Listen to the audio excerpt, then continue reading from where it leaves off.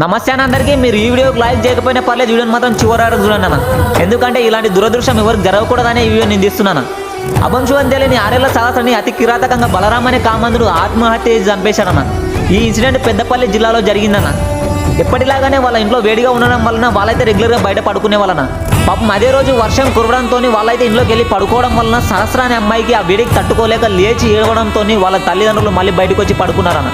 అది గమనించిన బలరాం అనే కామందుడు వాళ్ళ తల్లిదండ్రులు పడుకోవడం చూసి ఆ చిన్నారి సహస్రాన్ని ఎత్తుకెళ్ళి అతి కిరాతకంగా ఆత్మహత్య చేసి చంపేశాడన్న.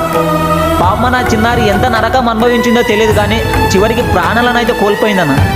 ప్లీజ్ అన్న, నా నుంచి చిన్న రిక్వెస్ట్ అన్న, ఇలాంటి నా కొడుకులకు శిక్ష పడేంత వరకు, సహస్ర అనే అమ్మాయికి న్యాయం జరిగేంత వరకు, ఈ వీడియో ప్రభుత్వానికి చేరేంత వరకు మనం ప్రతి ఒక్కరం బాధ్యతగా నిలబడే ప్రతి ఒక్కరికి ఈ వీడియో తప్పకుండా షేర్ చేద్దాం అన్న. నా నుంచి చిన్న రిక్వెస్ట్, మీకు కూడా చిన్నారి తల్లులు ఉంటే వాళ్ళ పైన ఒక చిన్న కండిషన్ ఇచ్చాను అన్న. కామెంట్ సెక్షన్లో జస్టిస్ ఫర్ సహస్ర అని ఒక చిన్న కామెంట్ చేయండి అన్న.